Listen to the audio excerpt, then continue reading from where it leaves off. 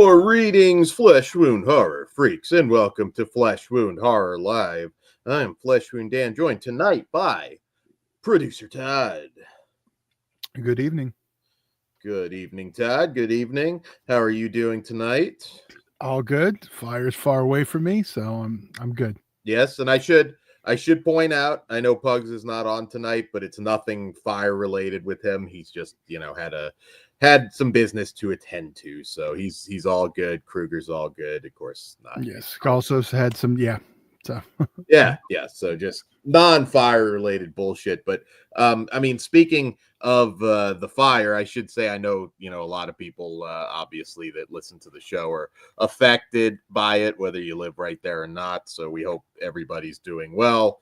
Man, it fucking sucks. I've been busy, but off and on I've been watching stuff. Like I know Anna Faris's home burned down. I think I saw something right before I went. John Goodman's. Yeah. There's a few. Also some historic locations. Palisades High, also Bayside High for Saved by the Bell fans. Also featured Teen Wolf and tons of movies and television shows. Gone.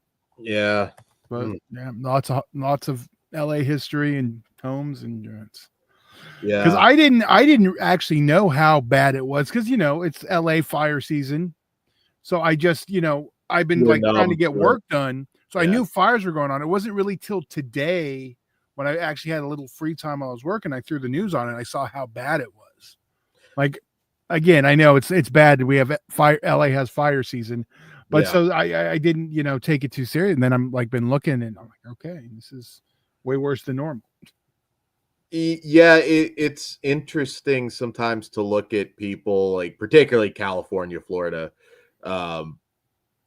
You kind of watch the locals that have been locals for a long time to see how they're reacting, whether you should be concerned. And I did see a lot of people concerned last night, which is why I hit you guys up. And I was like, you guys good?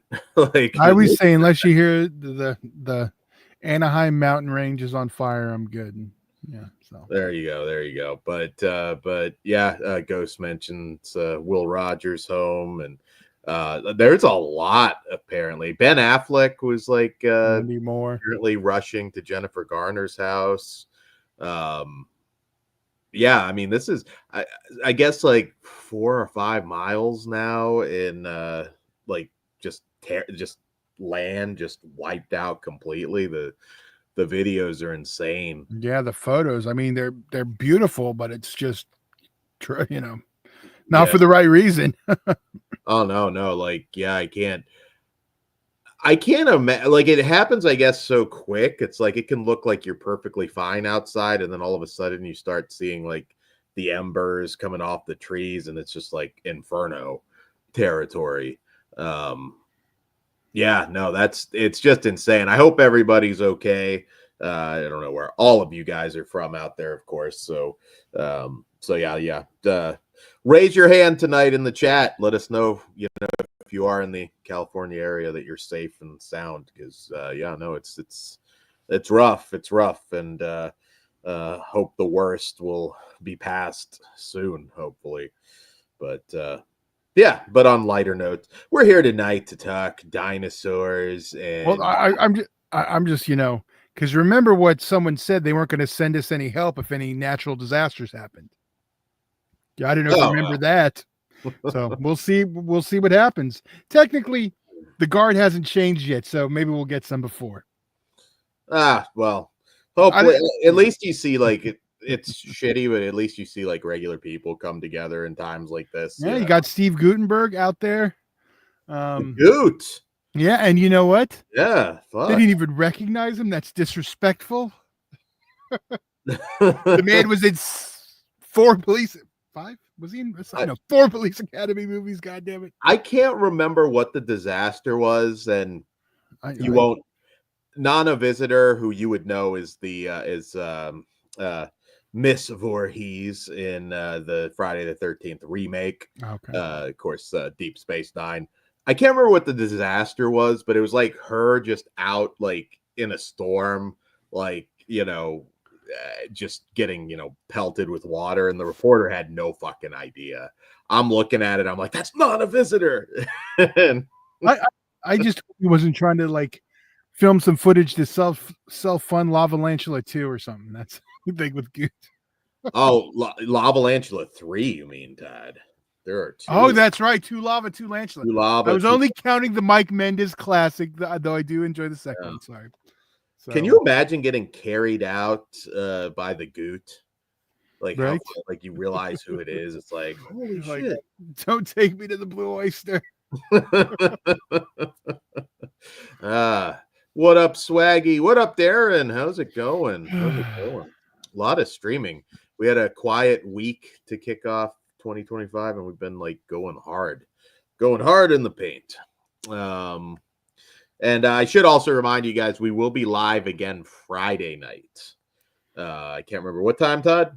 8 Eastern? No, I think we're at 7, but we may move it to 8. Okay, well, we will be live Friday evening, and immediately following it, if you missed it already, the premiere of our 6th episode of The Last Tournament on the Left will be following immediately after this. We already Oh, yes. Okay. Jesus, scared me there for a minute. Well, obviously we wouldn't. How would we do it with 2 people, Dan? I don't know, Dad. I record too much. I don't even know where I'm at half the time anymore, but that's good to hear. It's good to hear. Yes.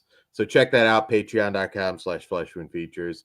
But yeah, no, I mean, like, I don't know if anybody's been keeping a tally, but it sounds like there's going to be a lot of celebrities. I didn't, I was, somewhat aware of this, obviously, but like a lot of them even had like their insurance canceled, which is wild. You would think somebody like a James Woods would obviously have insurance, but like apparently no. No, they don't want to pay for insurance. Doesn't want to pay for anything. So yeah. They started doing that a couple fire seasons ago. Yeah, I guess like 4 or 5 months ago or something. It's like, wow, Jesus. But yeah, the most important thing is hopefully, I can't even imagine going through that, but hopefully you're alive and you can rebuild. That's so yeah. If you're affected by it, seriously, my heart goes out to you. I can't even fucking imagine the anxiety and emotion that goes into dealing with something like that. So yeah, but hopefully we can help you forget about that tonight, as you our nonsense. Yeah, although probably a little less so. Like we haven't fully like gone into the slipcover wars yet. We're Sweden still, Todd. We're Sweden, Todd. Todd is unaffected by the slipcover wars. Do you want me to say words that are get us in trouble? Move along. I will move along, Todd. But yeah, we did also check out our horror pack episode where we did talk about some of our vinegar syndrome pickups. Yeah, we talked a lot yesterday. Yeah, we did. So you want to check that out? Yeah. No, well, see, Dan told me I have to stay neutral because if I pick the wrong side, but obviously I'm picking the wrong side. So you don't want Flesh Wound Civil War, Todd. Come on. Well, first of all, that's easy. I did see a cool news bit that is kind of an interesting one. Army Hammer making his big return. That is the day Dan's been waiting for. I guess, can we say that's welcome news at this point? Because wasn't he cleared of like most of the like? Yeah, what did he do? He didn't eat anyone, right? He just wanted to. He just wanted to eat. So not really in the traditionally sexual way, more in the cannibal way. But Yui Bowl to the rescue. He's going to be starring in a brand new movie from an action movie from Yui Bowl called The Dark Knight, spelled just that way. And just that way, that doesn't help us. Knight, okay. Just like the Batman movie. And I think this is kind of cool. Yui Bowl, I've said it before, like I know a lot of people shit on some of his movies, and rightfully so, but a lot of the lesser known stuff, he does have some good movies under his belt. Well, Slasher has a very good point. Yui, so why isn't the story that Yui is making a Batman movie? That I would watch the shit of. Bull's Batman. You would have them like Tara Reid as Catwoman, and Stephen Dorff would be Batman. No, actually, Stephen Dorff or maybe Dominic Purcell was in a bunch of his later movies. Why wouldn't you just have Armie Hammer as Batman? I mean, Jesus, it's right there. That's true. He was in the running. He was like in the running for a lot of those big roles back. But unfortunately, that's not what this movie is it, Dan? It is not. Hammer's playing a character named Sanders who takes justice into his own hands when he starts hunting down local criminals. His crusade makes him a public hero and a social media sensation, but a police chief sees him as a menace to society and sets to take him down. So kind of sounds like a traditional revenge vigilante action movie. So kind of cool to see him still around. I mean, I think he's a talented actor, and yeah, we'll check it out. We'll review this one. But yeah, I got a piece of news, not news, but kind of news. Ooh, okay. But I think you'd be interested. It's kind of Troma related. More specifically, it's Toxic Avenger remake related. Ooh.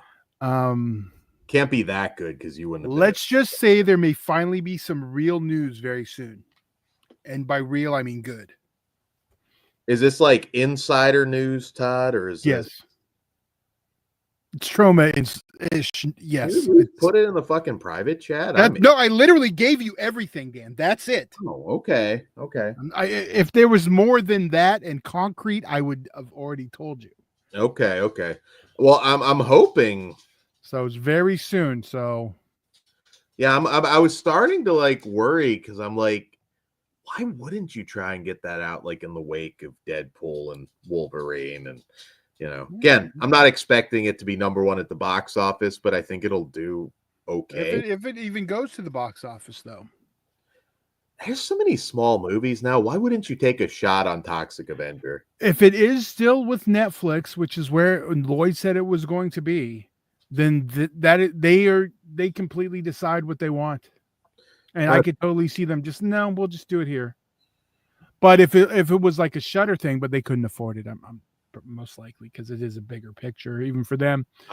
Yeah, from what I gather, yeah. Then I could see them doing it because right now we get all the Shudder ones just basically, not all of them, but most of them just kind of come out with no real promotion, but at least they get theatrical play. Like we'll be talking about one Friday. Yeah, that's true. We will be reviewing The Damned Friday. Yes. But yeah, no, Chris had a funny one. Like it's going to be about Bruce Wayne eating Catwoman. Well, okay, yeah. Can you imagine that ending to a Batman movie if Batman just like goes like fucking? Well, I'm glad for Daily Ghost Pugs is not here because hopefully Pugs isn't watching right now. Hopefully, yeah. I did watch. You're going on the list. I did watch the first 2 episodes of Penguin. I haven't even started, so I've been. Yeah, I won't say anything about it, but it's a great show. That's I've been hearing, and it's just me. Like came out during was it Christmas or October? It's just been busy since it started. It's hard. So I haven't started the new Dexter yet.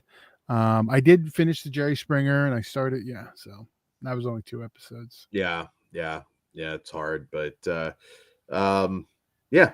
Imagine him like just fucking eating Joker at the end of the movie. Like you just have like a full on like horror ending. Batman's sick of all this shit, so he just like it goes full psychopath. Chris never gets tired of Batman. Okay, well I guess I'm more invested in some of the DC characters than I would be the Marvel, but I'm kind of okay if it all goes away for a while. I'm glad James Gunn is just not doing origin stories because we don't need him at this point. I've been saying that forever. You don't need to reintroduce Superman or Batman every time. No, we know the origin story, and if you don't, them. Watch an older film. That's all you got to do. Yeah, just drop them in. We all know. Ghost brings up Hard Eyes, which I think that's probably going to be like the crowd favorite, one of the crowd favorites for this year. Seems like people are starting to get psyched. Is that the Osgood Perkins one, or is that the? No, that's the monkey. Okay. That Hard Eyes is the. I know that those there was two. Yeah. Okay. You're Just Too Good to Be True, and it's the guy in the mask. Yeah. It's kind of a red band trailer that is getting people pretty excited. So we'll be reviewing that shit. At least the first wave of January, February horror movies look promising, and we'll have the start of those on Friday. Really, I guess we don't have a 2025 tonight, do we? But the Bring On the Damned. It's a hard one. I haven't, because that's not out yet. But it is. It's played theatrically. But the New York premiere, which we'll be talking about tonight, is on Saturday. So I think I don't know, kind of maybe. I consider it 2024 for now. Okay. Well, that's fine. I don't know. That's the one I was trying to figure out where exactly. Like, do we count the New York premiere as it, or I don't know. Yeah. So I know it's played in California. So yeah, I see it, but I missed it. I'm already going to say the our best of 2024, which will be coming shortly. Hardest list ever. See, I haven't even begin yet because we still got a couple candidates. We have this, and there's some in next week. So yeah, I don't start narrowing it down till it's time. Till you're done. I get that. Yeah. But even just wrestling a little bit in my head, like I'm like, fuck, it's gonna be really tough to narrow it down to 10. So that should be that's always a fun show to do. So keep an eye out for that. Yeah. Did I miss any news, Todd? Anything else going on? Anything else in the chat anybody wants us to talk about? Yeah, not that I can think of. Yeah, so Friday I know we'll also have The Damned, Bloody Axe Wound, The Last Showgirl, a Pamela Anderson movie coming out of nowhere. Pamela Anderson, Dave Bautista. That didn't come out of nowhere. I've been hearing about it forever, waiting on that one. That was one of my most anticipated. Baby Girl, A Complete Unknown. You said The Damned, and then also The Order. Which was an action when they kind of went under the radar, but is now in digital. But okay, yeah. So now you get a whole other show from us on Friday, which was planned to just be me and Dan. Unlike this one, it just ended up that way. So Kruger's not going to Baby Girl. So next week we should have everyone back because I know we'll be covering Peter Pan's Neverland Nightmare and the George Romero Resident Evil doc. So we got at least. I'm really curious because I did read that script and I wish I remembered more specifics about it, but I am excited to sit down and watch that documentary. I'm trying to get one more early release, that one that could be a contender for next year. I'm trying to get it in now, but I gotta see if we can get it from the director. Okay. I'm excited to see what that is too. Chris mentions Joe Begos is releasing a new movie, and no one talks about it. Well, we'll definitely talk about it. Flesh Wound favorite. So I believe that's pretty much it. Yeah, that's about all the news I got today. So we'll jump right into our first movie of the evening, which is a big one. I know probably one of the main reasons a lot of people's best of lists came out a little later this year, and that is the Robert Eggers directed Nosferatu. And if you're unfamiliar, of course, this is playing now in theaters, so you still have a shot to go see it if you so choose. And in this film, what? Try to point the right way. I keep pointing the wrong way. I'm pulling it, Dan. I'm Count Orlok. Wouldn't I be a badass Count Orlok? I'd be a little chunkier, unfortunately, but you know, they were bitching about the mustache, which we'll get. Well, I mean, he looked like Frank Zappa. I couldn't. The whole movie, I was like, no. We'll get into pause that. Like wouldn't it work with me with the beard? No. Fuck you, Todd. All right, so a gothic tale of obsession between a haunted young woman and the terrifying vampire infatuated with her, causing untold horror in its wake. All right, so I think everybody knows what Nosferatu is all about. So, all right. So, most anticipated movie for sure of the year.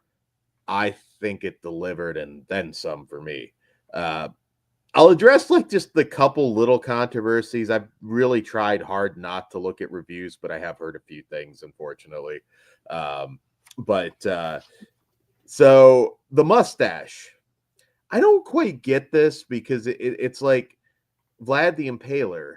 Like I don't quite get why people are so. I couldn't not see that the whole time. That's my only complaint. I just saw fucking Frank Zappa the whole fucking movie. Frank Zappa could be a vampire. I don't dislike Frank Zappa or anything like that. He looks like a vampire. That's what I'm saying. So that was in my head. It didn't hurt the movie. I was like, okay, looks like Frank Zappa. I'm just I think Frank Zappa would have made a goddamn fine Nosferatu too. I'm just saying. I think that like people latch on to some really weird things sometimes, like because if that's like your main beef, I don't quite get it, but I don't know. To me, this movie delivered clear across the board. It's a haunting horror classic. Best cinematography of the year. I mean, just the way, candlelight and fire sometimes played into the look of it. It's not a black and white movie, but where they used color, how they used color. By far the most just beautiful atmospheric horror movie of the year. You'd expect nothing less from Robert Eggers. I mean, this is his fourth film. Every single one of them have looked amazing. The mixture of, it made me feel like a little kid watching, Bride of Frankenstein for the first time. Like, you don't get this on the big screen. And I will say, huge disservice if you don't go see this on the big screen. I saw it in Dolby. It looked great. Yeah, this is the type of movie that you get your ass to the theater and you watch it because it's a totally different experience. And I can see maybe some people having an issue because it's a very familiar story. We all know Nosferatu / Dracula. That's the funniest thing. The people bitching. Well, this is just like fucking Bram Stoker's Dracula. No shit, stupid fuck. It was fucking ripped off from the goddamn book. Of course it's kind of like that fucking movie. Fucking dumbasses. I was like, are you people like just that fucking ignorant? I've heard that from a few remember some people have never watched the original. And at least one's not made by a guy who likes to produce movies for a kid. Never mind. I'm not a fan of Mr. Coppola anymore. And if you work with Victor Salva all he wants. If you don't remember, it was Nosferatu, the 1922 film, that introduced vampires dying by sunlight. So a lot of people forget that little bit of trivia there. But yeah, no, I mean, this movie's a fucking visual marvel. I thought Skarsgård did an amazing job as the Count. I know he did a lot of work with the vocal coach. I didn't even realize that was him till the credits because I didn't remember the casting. Yeah. If I knew nothing about this movie, I would never come up with Bill Skarsgård. And I mean that in the best possible way. He just disappears into the role. And and again, there is some CGI in this film. It's not CG free, but everything they do from the practical to the CG to the makeup, again, the cinematography, my God, is just a masterclass. I know most people are loving this. Yet I can understand why some people wouldn't. Am I bringing you on, Pugs? Oh. What's up, guys? What's up? How are you guys doing? Good. You see what we're talking about? Doing well. Nosferatu. I didn't hear what you guys had to say so far. Can I get this fucking camera right? Whatever. Go ahead. I don't know how long I'll be here. I'm waiting because I don't know if Todd mentioned it, but I have a plumbing issue that has to be dealt with. Breathing in fucking ashes, which fucking lame still. Good luck everybody out there. That shit sucks. But yeah. Right. So Well, we're glad to see you for as well then since we got you, well, we've been putting it over. Where'd you land on it? For fucking Nosferatu. Well, almost a masterpiece for me. Like, there is only one thing that is a hiccup for me. It's the mustache. It's his mustache. Like, honestly, I fucking hate it. I said he looked like Frank Zappa. I even had a picture of him up earlier. You don't want him to just look like the Bat sort of. No, they explained it away perfectly, and like the rationale in the logic in the movie, I get it. But aesthetically, that's the only thing I had an issue with, because I didn't even mind the emo hair that he's down there, and every gypsy looking like Nandor, like you don't, yeah, like you don't need to do that when What We Do in the Shadows exists. But Eggers made the movie he wanted. Like, he's been wanting to make this for 30 some odd years or something. He did a high school play with a silent play. Yeah, it was supposed to be. So, like, I'm very happy for him, and it's a true horror story. It's romantic as fuck, but like the elegant romance, not like lovey-dovey. Although it's heavy on the lovey-dovey shit too. But like, just for me, like, that was too jarring in the moment. Now, days has passed since it's been out. I can look past that. But as the first moment I saw it, I was like, oh, fuck, we took a misstep. We were doing so good. There was one other thing that jumped out. Like I said, it jumped out. It did, because all I could think of was Frank Zappa. The other thing, Renfield playing Renfield again. That was kind of like, well, we just saw him do this as a goof, and now we're doing it serious. Yeah, but a very different. I get that, but same actor. Yeah, that is hard. Unusual. And but not only that, we also had Nosferatu versus Nosferatu with fucking Willem Dafoe. That I was cool with. I was too. Because I forgot he was in it. Because I haven't been paying attention. I'm just waiting. So when when he popped up, I was like, okay, I'm full at attention. So it was, yeah. What did you guys think of Lily Rose Depp? Because I thought she did a great job. Yeah, fucking incredible. Everybody on that set acted their ass off. Like, no one outshined anybody. Well, I'll take that back. Skarsgård kind of outshined everybody, but Lily kept her own. Nicholas Hoult kept his fucking own. And, perfect for that role. it's again, like, isn't Lex Luthor in the new? Yeah, I haven't seen the trailer, but we're not talking about that at the moment. Fucking no. The only thing is the mustache, but I'm not gonna let that impact the rating like I would have immediately, because it's outstanding. I love the look, the ambiance, the mood, the sexiness of it.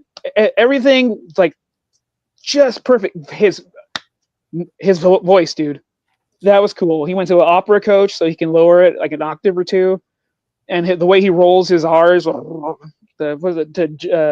To Journey is bad. It's a Black Omen. Whatever the fuck he said. That was hard as fuck. I'm like, he can open every metal album. But I love the look of the movie. I love almost everything. It's just the mustache. I want my fucking Jada Pinkett Smith vampire, like alopecia, annoying. I just get that out of the way. I would have been cool. I'm still cool. Don't get me wrong. This is making my list. So I don't think it'll be surprising if it makes all of them. I would imagine. But yeah, and it wasn't as gory and weird as I thought it would have been coming from Eggers, but I kind of like that. Like, you can do traditional, even though it's still weird. Like, you can play a little more towards, I don't know, because you can't go too hard on the gore for the tone of this movie. No, I'm fine with that, because when you do see the fucking carnage on his face when it does happen, it's like, oh, we built up to this. That's great. But just the weirdness and the mood was, I expected to be weirder, being Eggers and what, A24? Was A24? No, Focus Features. He hasn't done A24 in a couple movies. Okay, but it's coming from him. I expect it to be a little weirder, and it was a little more straightforward than normal. I'm like, oh, okay, you still can kick fucking ass, dude. Yeah. So okay, I would love everything about this if it wasn't for the one hiccup, but that's a look. It's a big deal for me. But yeah, it's fucking fantastic. The day went by. Is it that he does The Crow and this in the same year? Like, thank God this one came out last, because I was like, if they shit the bed with this movie, that was not going to bode well for Skarsgård. I didn't think there was any way they could shit the bed, and like they didn't. They farted for a little bit, but it's over for me. But like I can understand. No, I can't understand that people calling it like boring or that I can see because it's still not a picture for everyone. The youth is going to. I understand why. It's not a fucking video game movie. But okay, you have to. Yeah, but I'm saying that they're not built for that. Yeah. That kind of cinema. They're built. Yeah, no, I get it. Yeah. I've heard people say it's boring, and like their reasoning was idiotic, and I'm like, that's on you. Like it's really not the movie's fault. Although, like when you read a book, you're supposed to be. It's the writer's job to keep you engaged. So I guess it's the storyteller's job to keep you engaged. But like. There's no boredom for me. It's some of the shots too were fucking incredible. Todd, did you like the color? Yeah. I'll tell you this story. I was worried going in for this because I just did my long ass drive and it kept getting pushed back late and I saw The Damned in this. I was worried about the color palette was going to put me to sleep. Okay. But I drank Diet Coke with caffeine, so I kept myself going. And then when this was my second film too, so then when, like I said, when when Willem Dafoe showed up, I was like, all right, I'm at and I'm like paying attention now. I mean, not that I wasn't before, but I mean, that was like so. But yeah, it see for this, it didn't bother me because like I'm thinking black and white. Yeah. Okay. Yeah. You know what I mean? I was just curious because when I saw it, I'm like, it's awfully dark and foggy for Todd, but like it's perfect for the mood of it. No, so. Yeah, it made sense. That's my thing. It doesn't really make sense to me when I'm watching. I'm not going to say it. We already had some disrespect Batman earlier. Disrespect the Batman. Well, I don't want to tell you. You're going to have beef. Let me have the beef. I'm not a vegetarian. I'll fucking go back. Where is this shit? I'm also not a snitch, so come on. Oh, okay. That I respect. I think wintry horror. I noticed that as well. I mean, I don't want to say like obviously not putting me to sleep. I'm riveted by the movie, but there is that like danger of just. I don't know, like you're in the theater and it's like you just want to throw a blanket over yourself and go to bed. Like I will probably talk about that a little bit on Friday, but yeah, no, I couldn't have asked for much else. I mean, I don't even really have nitpicky issues with this one. Dude, watching this, Dan, I like Dan's gonna love this. Like the only one I'm not sure about is Kruger, but we'll find out what he thinks later. Yeah, well. Yeah. Well, I'm like again, like it will get discussed, I'm sure, coming up on our year-end show. So he'll get to talk about it then too. Yeah. Either way, he'll have an opinion. So was there anything? I also liked the liberties he took, like to make it his own, more of his own than the traditional Nosferatu. Oh, before we move on too far, I did see the comparisons to like someone's like, why did they rip off Coppola? That's not the thing. I did my rant. Oh, did you? Yes. Good. All right. We probably could do like a Nosferatu show and do the Kinski, the two movies. I would love to. Oh, the old show. Well, it's not really. Yeah, Horrified. The Horrified when it's still active. We just haven't recorded in forever. We love Nosferatu. That's why he's our logo, and also it's free. So. Yeah, big Nosferatu fan. He did him justice, even with the one hiccup I had. So not a deal breaker. Yeah. I'm glad that that Skarsgård was able to deliver here because I do think he's actually a great actor. He's amazing, dude. What do you mean? I was worried he was going to be really derailed because he also had. Spacing on the name, but that action movie earlier in the year, Boy Kills World. Yeah, which I did actually finally watch. I liked it. I liked it. I thought that was a solid little movie. The gimmick. It's a video game movie. It was fine. I had no issues with it. Yeah. No, that dude and his entire family know what's up. They can act their fucking dick off. So yeah. All right. Well, do we want to rate this one, Dan? Did you get everything out on this one? Yeah, I think so. I know this was going to be a little dick sucky. So 5 stars. Yeah, it's a 5. I can't. With the mustache is that much? Yeah, I can't because I was, but like the enjoyment of it, it's really like a 4.75. Yeah, you could say it. I don't care. No, I know. I feel like shit though for giving it a 4.5, but that the mustache is a big deal breaker for me. But not like I said it's not a deal breaker, but like it is a factor. You know what?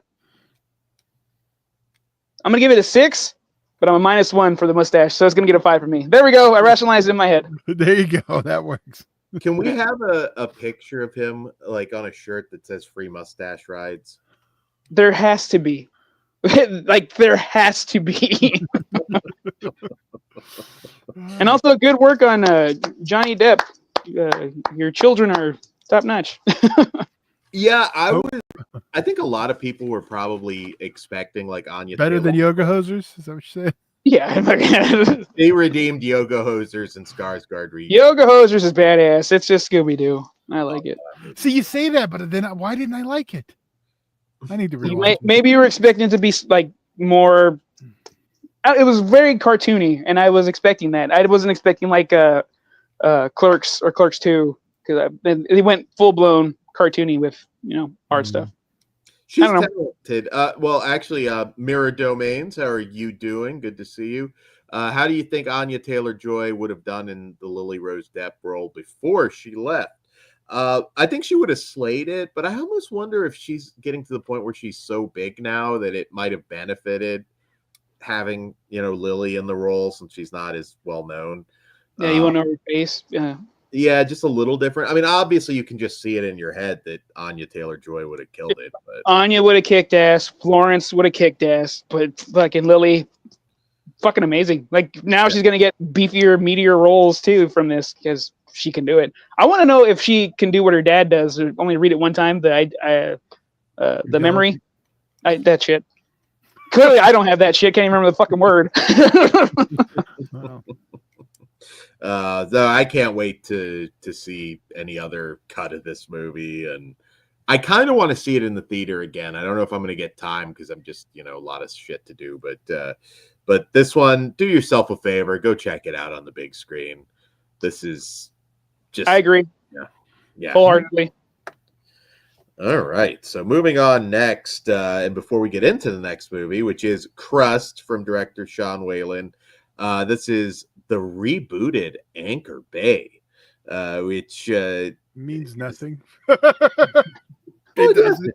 Well, Anchor Bay carries. Yeah, but it's not though. It's not. It means nothing. I don't get like everyone excited. It means absolutely nothing. It's any film company using the name. It doesn't matter. The brand is following it, Todd. Like to explain it away. I know, but new Coke. Yeah, it doesn't make. It's not like they're producing great special editions of movies. Do we remember the Anchor Bay originals were mostly pieces of shit? I'm just saying. Do you not remember that? Is this Room 6? Okay, well, Todd, it's a relaunch. Let's judge it. I am. I'm just saying, like, I don't get like the sucking off of the Anchor Bay's back because it's not. But it gave people member berries. That's fine, but I get you, but also I'm not going to take it away from people if they're stoked on a fucking name. Yeah. Well, let's see. Fresh start. Let's see how these movies fare. So, all right. Wait, Anchor Bay is just releasing this, right? This isn't like they made it.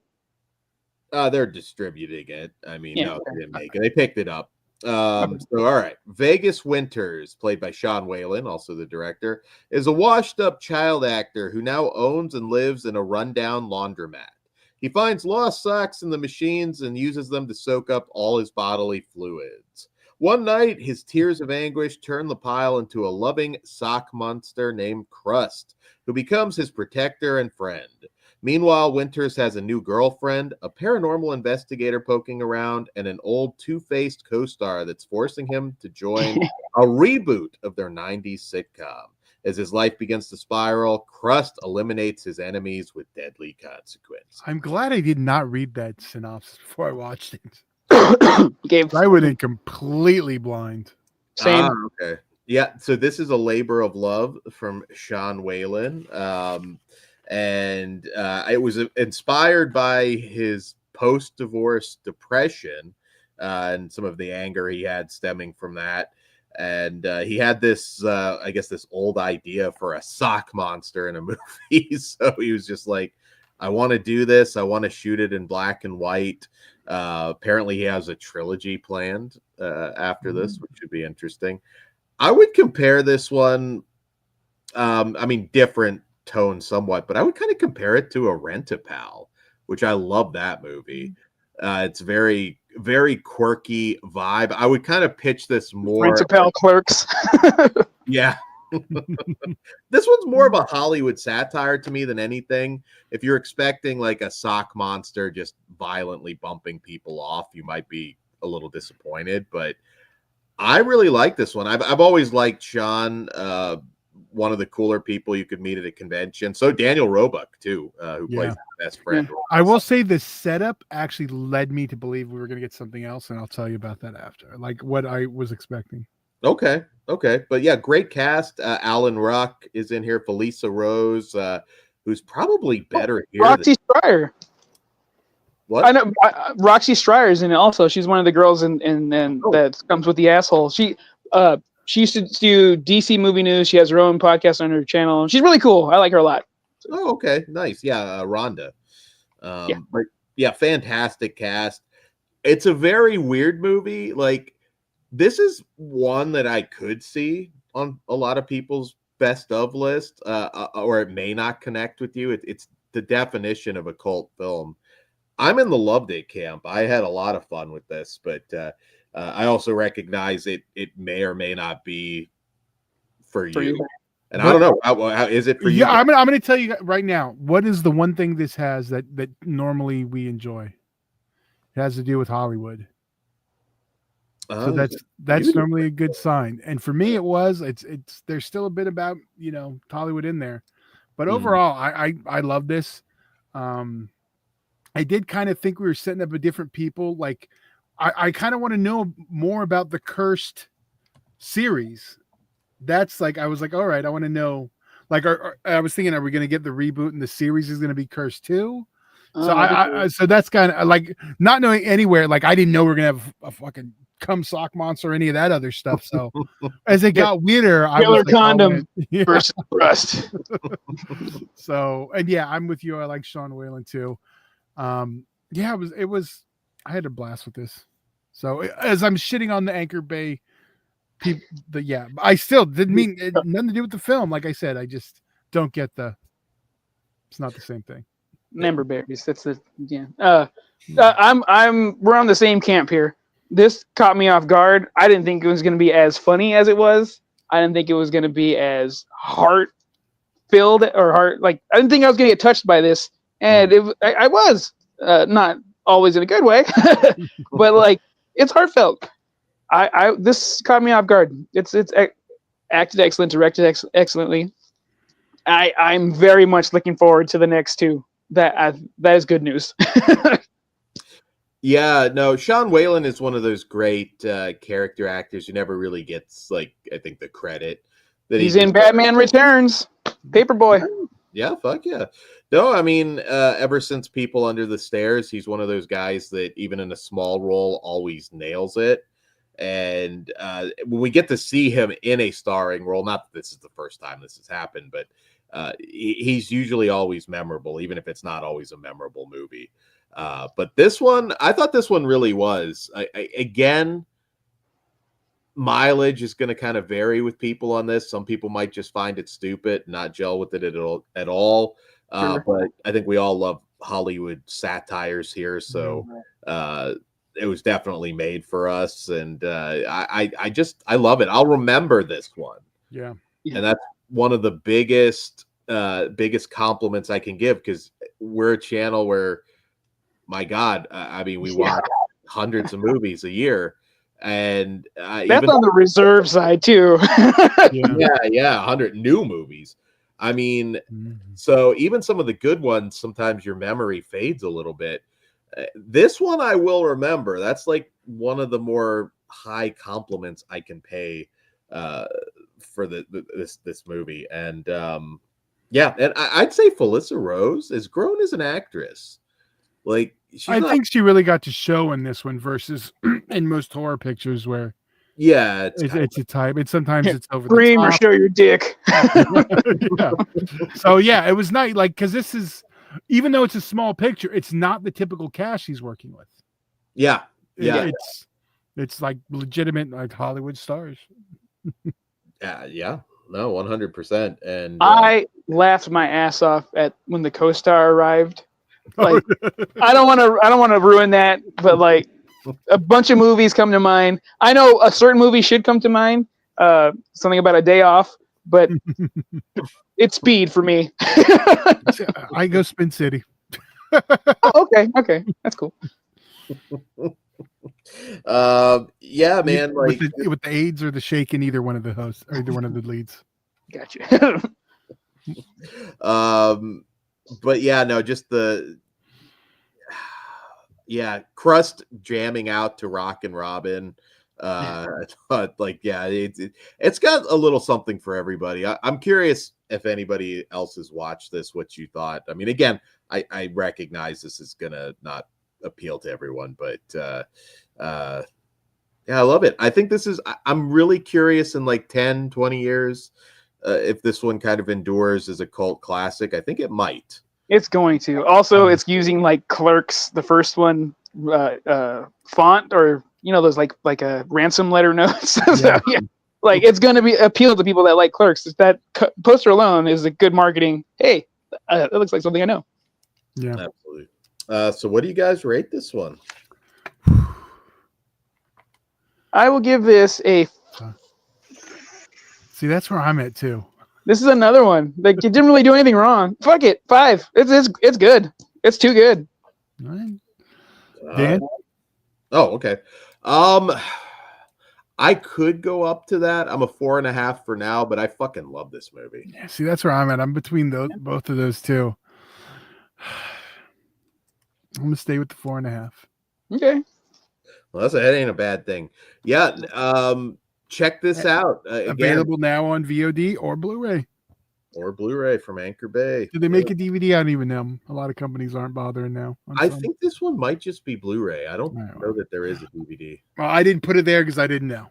Yeah. So actually, most of them they do, but we're not even done with Anchor Bay yet. So I'll get time for another one.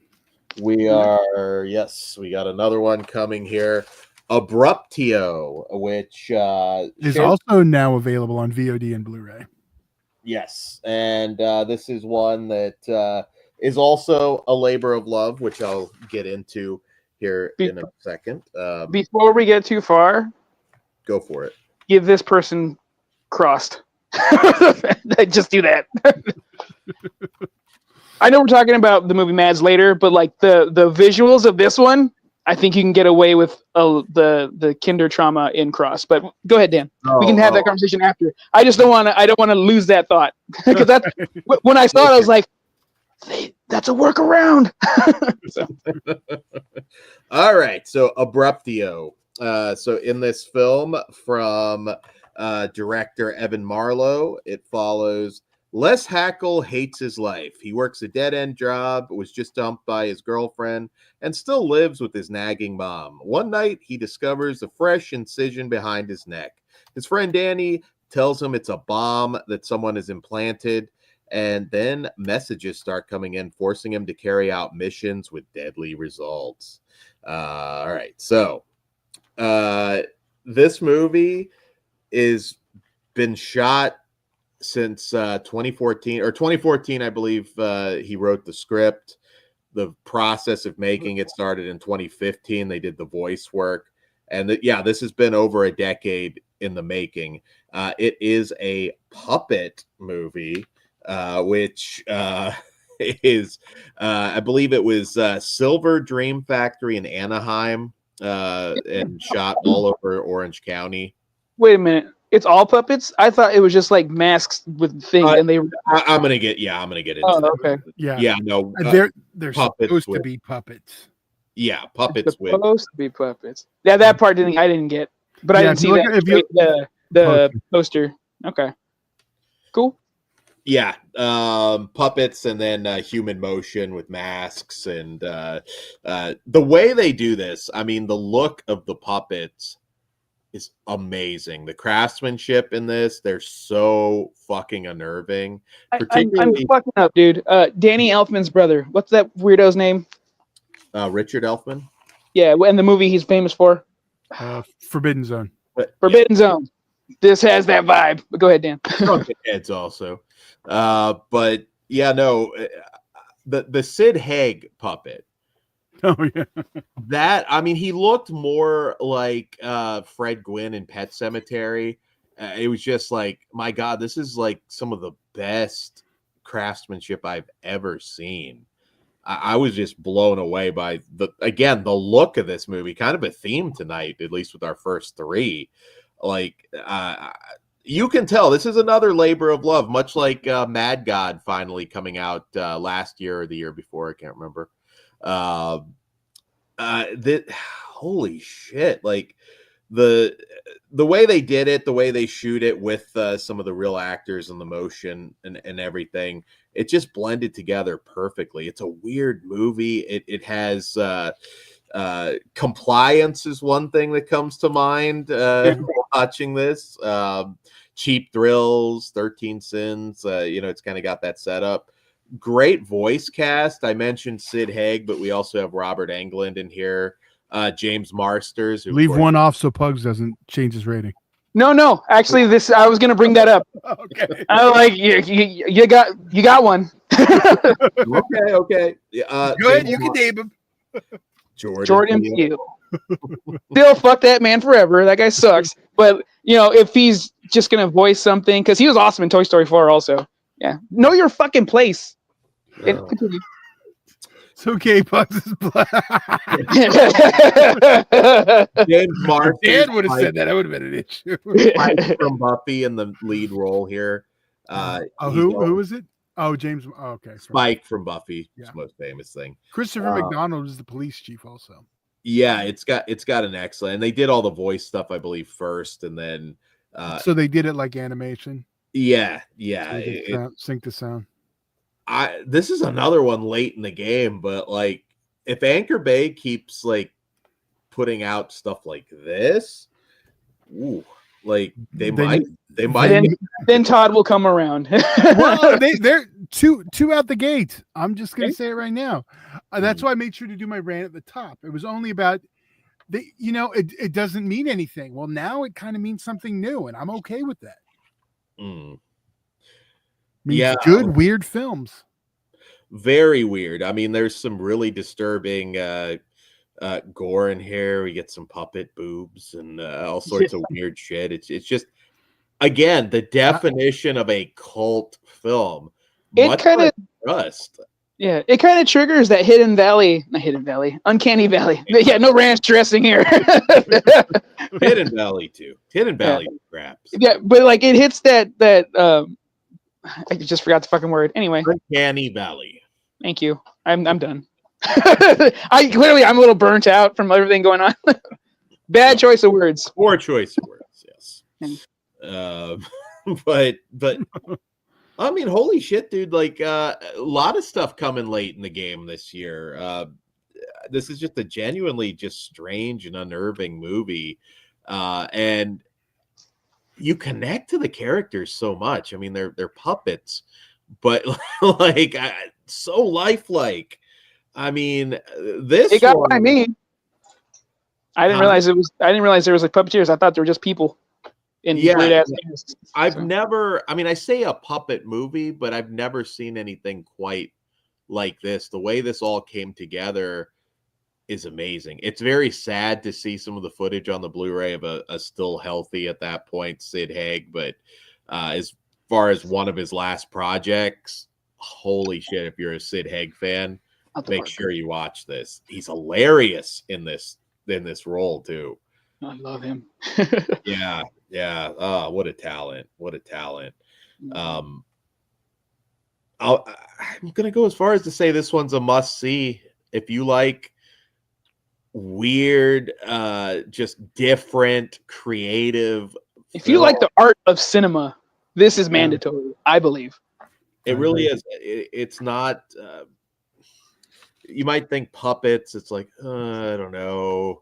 Like I think you may want to make an exception in this case. I mean the homages to a lot of 70s horror in here, a lot of sci-fi homages. I mean, it's such a fucking beautiful film and shot in your guy's backyard. And also Italian Giallo. There's a lot of that in here as well. Just a love letter to all sorts of things that we just love so much. Yeah, sorry. Droning on. This is a very positive show tonight. Yeah, good. I need this. Yeah, I loved it too, man. I like my opening statement. Give this person Cross, because that's the way we can murder people underage and get away with some of that shit. Because like you realize you recognize like it's supposed to be a person, but there's something off. So I'm okay if they get like their face cut in half or something, which I'm okay in real life, but like it for a wider audience. I just think it would add the extra weird to that. But this movie, god damn, what's the main character's name? I can't remember. Les? Or Leon? Les. Les. Okay. Love him. I want to be his friend in real life. I want to give you a hug, dude. You're having a fucked up day. Oh, yeah. I got nothing but positive things to say about this. This is fucking fantastic. Todd? Yeah, I loved it. Everything about it. Yeah, it was great. I'm curious if Dan takes any points off for no puppet sex. Yeah, boobs though. He did. He did get puppet boobs. We didn't get puppet wiener though, huh? Dan was very thrilled with that too. I believe it was dick free. So okay. that might I don't know. That might dissuade people. But Brian mentions Meet the Feebles. No, I love Meet the Feebles, but no, it's not that vibe. Yeah, no. It's not that vibe. It's not, Happy Time Murders or any of that. Like it's its own bizarre thing. You want some controversy? I like this one better than even that. Both of those. It's not controversial. Slashers puppet boobs are definitely fake. Enhanced puppet titties. No, I'm not taking anything off. This is a 5-star watch for me. I loved it.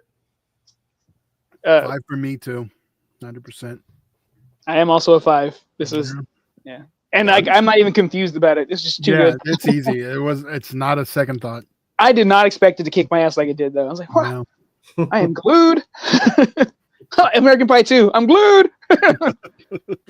There we go. Right. Well, I wonder if we'll be able if I don't want to jinx anything because we haven't talked about any of these movies, but I'm curious if we'll keep the positivity flowing through this show.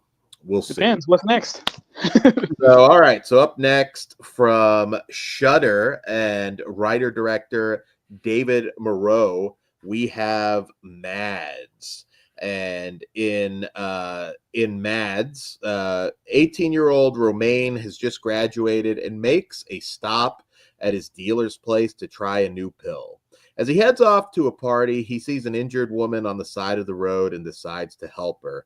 But when she gets in his car, she suddenly smashes her own head against the dashboard until she dies. Is this a bad trip or is it something else? One thing's for sure, it's only the beginning of the night. So I'll tag you guys in here first on this one. But before I do, I just want to say this is another film that is shot as one take. It's a one-take movie, apparently legit. I've confirmed this from a few different things. At least they're saying no one take. The van? It seems impossible, but I heard that going in, and I was like, no, how? I gotta rewatch that with that in mind. I didn't know about that. Oh, apparently, authentically one shot, and the director claims it wasn't as. I'm sure he's being modest, but like one shot. Like, okay, so hot tag though, just with that in mind. My mind is just a little bit blown right now. That's mission accomplished, guys. We're gonna continue the trend for me, anyways. Very positive. Love the wonder shot. I that's mind blown. But before I was gonna say that anyway, because the only parts I'm like, it looks like they cut are when they go to the dark corners. I'm like, oh well, whatever. God damn, that's impressive. The actors are great. The scene, when it's time to get violent, they don't really hold back, which I appreciated. I actually liked everybody we started hanging out with. I thought we were going to follow probably just one person, but they did find a way to move around. And yeah, brilliant move.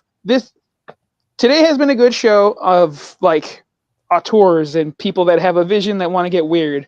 The Daily Ghost, MADS is likely my fave of the year. Okay. Nice. I can't fault you for it. It's fucking cool as shit. It also feels real. Like I think this shit could happen. Well, I don't know if it could happen, but like, it feels like it could happen. The Daily Ghost says, no way that's one shot. What exact word did he use? One take or one continuous shot? There's a difference. I believe both were used. And again, I get it because this is multiple locations. And time. So, I mean, again, I haven't like... Either way, it's still impressive, but... Yes. Yeah. Because when I heard that, I was like, I kind of smell bullshit, but there's like multiple... And I wish I could cite them right now, but multiple things that I saw that said it was, like, holy shit. But yeah, sorry. Oh no, it's I pretty much said what I had to say. The male all the actors and the actresses, thankfully they did their job to where I care, because like we there's someone we don't speak to for a while, and then all of a sudden we're hanging with them. Yeah. And like I might be annoyed at you for some stupid shit that you're doing, but I actually care. Like I really don't want you to get hurt, which is shocking to me. Yeah, impressive. That's the word. This is fucking badass, and it's impressive. Yeah, I was already sold on. Like, yeah, I thought it was a great film. I'm still kind of like, it's hard to believe that the whole really one shot, because I did feel like there was a few places they were hiding them. But like I said, even with that, I was, got to see it. Go watch it. It's on Shudder. I hope we get more of these. Yeah. Give me MADS 2, give me MADS 15. With the story they laid out, totally possible. But what about you, Dan? Yeah, I mean, I love French horror. We don't get enough of it, but more often than not, it hits. This is no exception. I think I'm at a point where, at least with zombie or zombie adjacent movies, I kind of prefer the madness angle over flesh eaters at this point. Like I think it plays much more interestingly, and I was shocked just everything about this movie. The tension, it felt more grounded in reality. I mean, if something like this were to happen, I think that would it would be closer to this. Obviously, I agree. Yeah, that's what I was trying to say earlier. Yeah. So they got that vibe. Hell yeah. Yeah, it felt real, which might sound ridiculous to some people, but it felt real while I was watching it, and that really added to the tension. And that kind of rabies like thing, I think, really works again better at a time when zombies are just kind of played out. Although I say this in a year that we're getting 28 years later, and I'm kind of going into zombie mode again. But they're lubing it up for them. That's not a zombie film, Dan. Shut up. Rage. Nope. It's the genre. Yes. Well, is that what you mean? Zombie adjacent. I said zombie. You did. I'm just calling you out. That one's the one. I'm like, no, it's not a zombie film. It's literally a rage virus. Yeah. But this movie's just so engaging, the way it's shot. It's probably another one. Again, I can see somebody like watching this episode and saying like, "Oh man, you really overhyped any one of these movies." But I don't think so. I'm holding back a lot. This is just one of those weeks where, like, I mean, it's a lot of bangers. Well, yeah, and we're trying to get in the ones that. Yeah. Exactly. Yeah. No, I mean, give you the best. It's going to be a really tough top 10. But yeah, just the suspense. The one actress that just her tics and everything, the weird shit she was doing when she was infected, she was so fucking good in this. Like, wow. And I want to really see like some behind the scenes and stuff on this, like maybe some interviews with the director, because I'm curious his process with this one. Again, I've heard the term one take, one shot, and yes, that is a different thing. So I'd like to see them break it down because it doesn't seem possible either way. And it's weird because I know you're checking different sources, but if it all comes from the director saying that, and then it's translated from French, so you're going through an extra layer of trying to figure out the exact source. Yeah, I would have dug a little deeper, but it's the last movie I watched, and I didn't have time, unfortunately. Yeah, but either way, like I said, it doesn't matter. I mean, shit, Hitchcock had it. He had to be fair, because the film ran out. Yeah, so, yeah. You don't have to now. So this is streaming right now on Shudder, so it's not hard to check out. Let us know what you think. This is one. I know I pushed the comments, but please let us know what you think of these movies, because I'm just curious to now go watch other people's reviews and see if they loved it as much as we did. Time for that.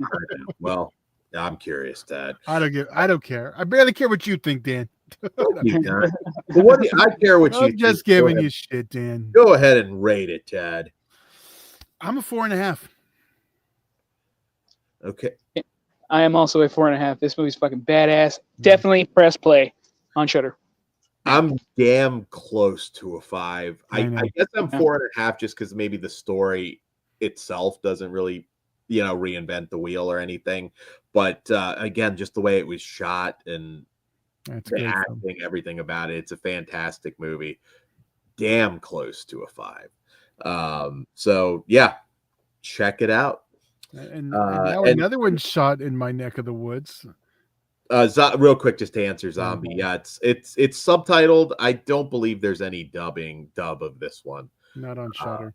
Yeah. So all right. So you know what? I didn't even realize I was reading the movie. That's how invested I got. At a certain point, I'm like, oh yeah, it was porn, wasn't it?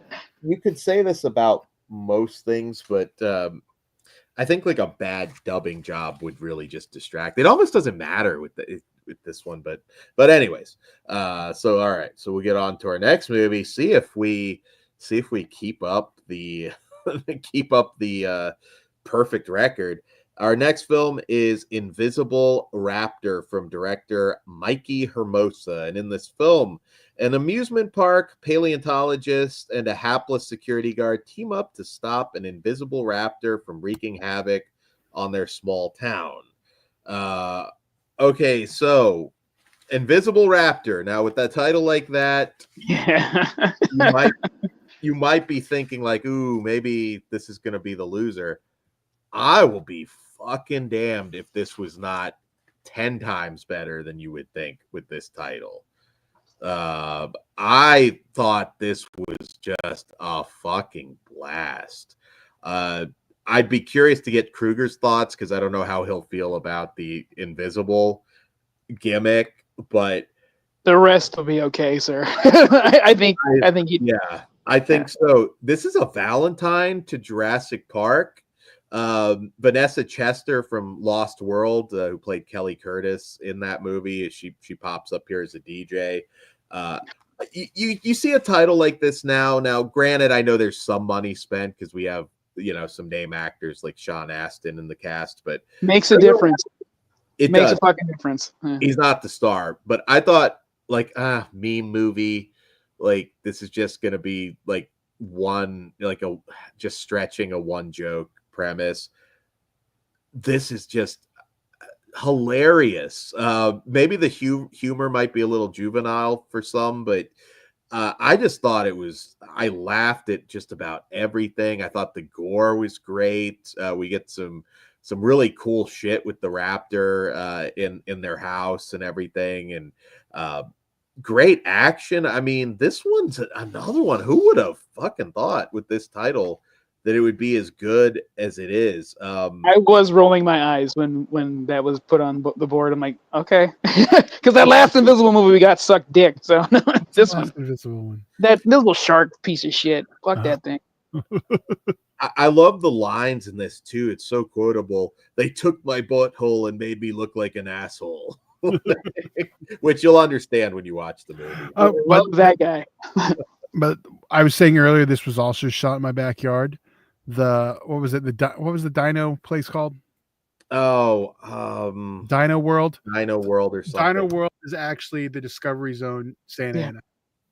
So I was like, I took both of my boys there. We used to let them run the dinosaur part. So I was like, all right, cool. So I know how tiny it is too. Yeah, man, like the party massacre scene, like we get to see this invisible dinosaur fuck some people up, and it's glorious. This is not like a Sci-Fi Channel original. Not that we don't love those, but this is something that, goddamn, it's one of the better dinosaur movies. It's a love letter to Jurassic Park. Yeah. That's what kicks it off, and with the tone of like somewhere between Broken Lizard and Happy Madison, the good years, like, because it's funny as hell. Yeah, but when like the character tries to fuck one of the characters, and I love. Well, let me not do it. I don't want to spoil that, but I was dying the whole fucking time, dude. I love the sidekick guy. I can't remember his name, but Tiny Dan. Was it Tiny Denny? Yeah. Sorry. Whatever. Yeah, Danny. Tiny Danny. Hilarious. Love that guy. I would like to see his spinoff. Again, we can get more of these. That'd be great. Hilarious. We also get the great character actor Richard Riley as the sheriff. Get out. What was the line? Get out of here and take your turd with you. There was a bunch of lines in here. My son is a pile of shit. Yeah.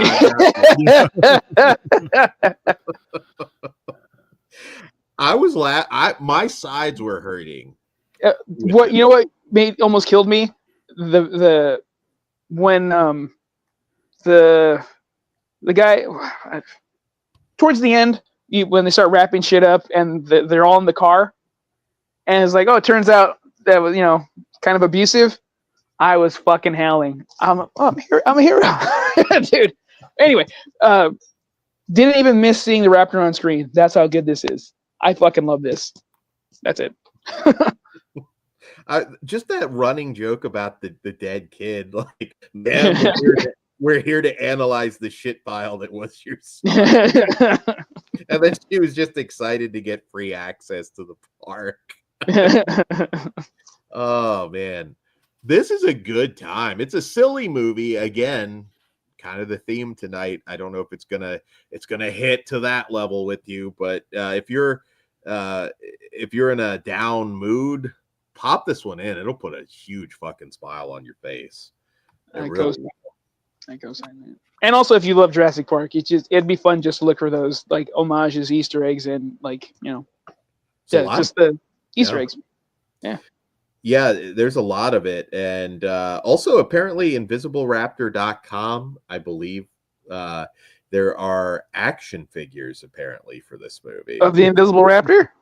Yes, I believe there is. I want the shitty child. With the pile of shit kid accessory. Any closing thoughts on this? Nah, check that shit out. No, check it out. All right. I was not expecting to go this high, but I mean, for a movie called Invisible Raptor, I'm a 5. Like, what else could I possibly want from this movie? It gives me everything. And heart, too. As silly as it is, you like the characters, too. Pugs? I am a 5 as well. This is too enjoyable to forgive any little hiccups. It's 5. I'm a little lower. I'm a 4 on this one. I did enjoy it. I just didn't.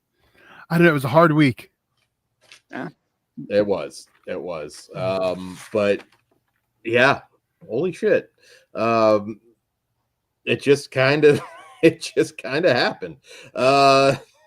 Maybe the best, one of our best averages ever, I think, in terms of ratings.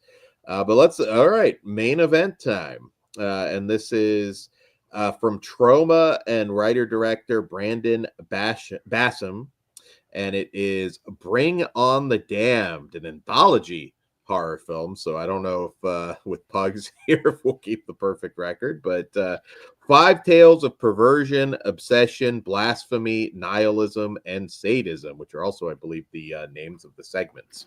And I do want to point out this Saturday, January 11th, is the New York premiere. If you can still get tickets, so if you want to check it out after, definitely, I'll drop the link in the chat too.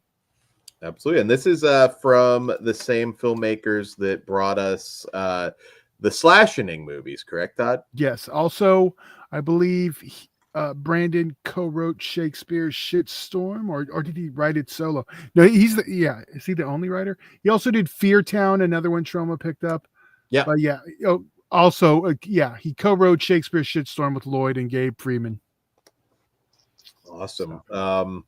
So Todd, being obviously the biggest Troma fan, did this live up to the hype for you? Yeah, this is what I've been looking forward to for a while. I'm obviously biased. I love Troma, and I do love everything the director's done so far. And I'm kind of, I know we're not going to really break down all the stories. We're just kind of overall. See, come back to me because I'll fill in, but like, I did enjoy. I'll throw out like the first chapter, which is blasphemy. And it's essentially these nuns are paying this Dr. Sarah Carmichael to essentially evaluate this girl to see if she's actually possessed. And I really like the humor in this one because it's very subtle. It doesn't go too over the top, but like when she was getting the Rorschach test and she's like, butterflies eating pussy. Just the way she reacted to that was so funny. I really like this one. Again, a very specific kind of humor when the face was ripped off and just how people react to these ridiculous scenarios. I think the very last shot was just pure Troma. I thought it was just so funny. I won't spoil it, but or even the priest when the demon's like, everyone knows what you did to those boys, and he's just like, yes, and can you imagine what I'm gonna do to you? I was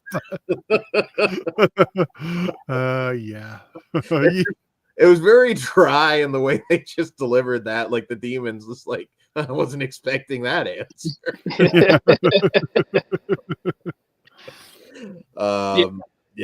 I know you were a fan, Pugs. Yeah, actually, this is one anthology I didn't roll my eyes at that often. I think it's also Troma, so I'm like, I know what to expect, and they are delivering what I would want from a Troma movie, but they're just giving me like 5 of them, which is fine. They weren't all home runs. Don't get crazy. But like, there are some I do enjoy more than others. It starts off with a bang, though. Yeah, I like maybe 3 a lot, and like the other 2 they're cool. Original, at least for the most part. Yeah, but I'll just talk about my overall the second story, I believe, the one with the old timey one. I like those guys. I forgot where I was going with that. I'm gonna go talk about. Dan, do you have a quick synopsis? Did you write anything down what the plot on 2 is, just to fill everyone in? The second story, chapter 2, Obsession. That was that's the one about with the bald guy, the 2 serial killers who that bodies, which is similar to another short that I can't place in my head, but I like that story idea, which is why I was like, oh, this is cool. And then it's kind of like one's a simp, one's a kind of a dom. I was gonna say one was kind of like Dan. I felt like it was me and Dan at some points. Oh my god! Dude. We get French narration by Lloyd Kaufman. Yeah, that was fucking killed me, guys. I was laughing my ass off. He was trying to do his little French accent. Oh, glorious shit. But my favorite part of the whole before I get there, the SVU Tiger Squad, whatever. That was fucking funny. Law and Order SVU. I was like, this has to win Pugs over. I was like, that's exactly what I was thinking. Like, if Pugs has not had a good time up until now, he's gonna at least love the final segment. The bottom butcher killer. Yes, and the fact that it opens like 7, we have like this Trent Reznor sound, and then you give me fucking SBU shit. When I knew when that logo popped, I was like, oh, Pugs is gonna. I thought the montage where essentially it's Fred from Scooby Doo just getting violated. I thought you said this was cool, the scarf or whatever. Like at one point he's got like some like cylinder shoved up his ass, and the villain there, the Buffalo Bill, love him. Like, just that laugh. For a second there, I thought it was cool, dude, when he got all the fucking stuff back. I'm like, oh wow, look at you. I would cast him in that role because that's like fucking terrifying and probably close. Right, relax, then. I was just I opened that door. Go ahead. No, but that was Zach Amico, star of Return to Nukem High Volume 1 and Return to Nukem High and Shakespeare Shitstorm. That look on that laugh that he did in this was just so creepy and funny. And then like you got like Fred like trying to lure him with his like ass. Yeah, for me, I don't think it cured my tolerance of anthology movies, but I had a good time with this one. But I'd watch this again and again. So yeah, I did like it a lot. Yeah. And I'm trying to think of the Obsession. Yeah. I pretty much like all the stories, but I get it. Some are better. The nihilism one, the noir. What'd you feel about that one, Dan? That one is definitely the weirdest. It's like kind of like gumshoe detective investigating this Martian sex scandal, and I won't spoil the way they do the Martians, but they're very strange. Maybe my least favorite segment, but at the same time, it was still very creative, which I liked. And yeah. I what was it? Story 3, which is that was that was Perversion. That was the girl in the disco, and how she's experimenting. My turn. Yeah, she was experimenting sexually and kind of discovers the only way she can come is by killing her lovers, which Mantis like bitch. Yeah. And then the therapist that she's going to unknowingly encouraging her to essentially kill like people so she can nut. Right. Yeah. I dug this one as well. The swinger couple, all that was really funny. And Sadism is the last one. That's the Scooby-Doo one. That kind of has to be my favorite. I was just laughing. I go back and forth between the first and the last, but I do really like the second one too. Yeah, it was the second one and the last one for me. Okay, yeah. Like I did. Did me and Dan help it out? Yeah. But I know these guys. But the Josie and the Pussycat Scooby-Doo segment it's the way they ended it, very specific too. Like they know how to it was great. Very unique stories. I know with anthologies they can be hit or miss, but I don't think there was a throwaway segment in this.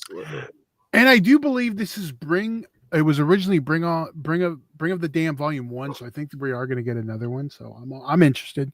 But I've liked everything that Brandon's done so far. Like all the films I've seen. And I don't know if I've seen everything, but I know the 3 Troma or 4 Troma films now. And yeah, so I'm looking forward to like what else he does too. You got so yeah. No, the future is bright for Troma. There's a few talented people there right now, and I'm looking forward. Yeah. I want to see more adventures from the Scooby Squad. Yeah, please. We could take a sequel segment in the next one. Yeah. You don't really need a feature. Keep it going like this. That's totally cool with me. Yeah, because they should be like a 22-minute gimmick, right? If we're doing Scooby Doo, yeah, exactly. Perfect. Exactly. So what say you, Tad? Since you're we all know I'm going to give it a 5, so I don't know why we're pretending I'm not, but I did love this one, so yeah, it's a 5. I can't go 5, but I know I'm going to be the highest one. It is one of the more creative anthologies I've seen in recent memory. again, it's rare with an anthology where I can't like point to one segment and say, yeah, that was kind of the throwaway. There isn't a throwaway. I mean, the Martian one to me probably the least, but if you had a throwaway I'll one, remember it. I'll remember it. So I give this one 4 stars. I really loved it as a whole. No, all right. Well, I'm gonna be a horseman today because I'm also a 4. That there we go. It was good. So this has to be our highest rated show in a long time. I'm kicking it off pretty fucking strong, guys. Yeah, like 6 films and nobody disliked anything. No. No. We didn't see any bad fucking movies this week. Sometimes we do. Yes. I think if we had Kruger here, I don't He wouldn't shit on most of these. Yeah, I don't think he would have shit on anything too hard. I don't know how he would have felt about this Crust. one, but Crust might have been the one where we would have, in fairness, Kruger might have shit in that one. But what's this garbage? There we go. We're mashed together. We were like a sub. That's back in year 1 shit. Dan's head's way too big. Like the 2-headed man with 2 heads. All right. So why? Because one's white, one's black, Dan? That's why trying to be. We know the 2-headed movie you're talking about. Man with 2 heads is hilarious. That is such a good movie. We should do a commentary for that, Dan. You know what? I love the movie enough. As scary as that sounds, I'll do it. I love the Man with 2 heads. Let's do it. We can do that. We can do a double feature of Boss. So I won't finish it for you, Dan. No, we won't be doing that one. Not until 47 takes office. Then we'll get a little bit. All right. So guys, once again, I don't know. I can't promise that it's going to be this kumbaya, but Friday we have another live review show. Don't miss it because it's not just a horror show. We have Bloody Axe Wound. Well, that's horror, obviously. We have The Damned. We also are doing Complete Unknown, the Bob Dylan movie, which Todd is dying to talk about. Baby Girl, The Last Showgirl. We got Pam Anderson and Nicole Kidman. And yes, Cliff, the Fred Williamson movie, The Boss, and nothing. I'm gonna throw out Leash by Sky Fairy, whatever the fuck her name is, from Baby Girl. That song's been on repeat since I seen that fucking movie. It's fucking great. Leash, okay. The song that plays over the credits. That song's the shit. I'm eager to talk about this movie. And Todd mentioned earlier The Order with Jude Law. Also Nicholas Hoult too. Yeah, who's like in everything. I know. I still got to see him in Jur too. I don't know if you guys already. I haven't seen it yet, but I'm going to. It's on Max right now. So. And the Man with 2 heads, also The Thing with 2 heads, 2 different movies. I think we'll do both. We might as well. It's weird with those 2 because I always flip the titles. So we'll get it right. Thing with 2 heads is the one, but yeah, we could do a double feature of that. I'm down. Yeah, Rosie Greer and Ray Milland are so fucking good in that. But incredible 2-headed transplant. We could just make it a 3-peat, but yeah. We'll figure out which. Yeah, so tune in Friday. Also, other stuff dropping. We got some erotic thriller stuff. We will have that Russ Meyer show at some point soon. I will talk to you when we're done. I think I'm gonna watch them all on Friday, so maybe. Okay, sweet. So yes, and I'm totally down to do this this 2-head show at some point if once we get time.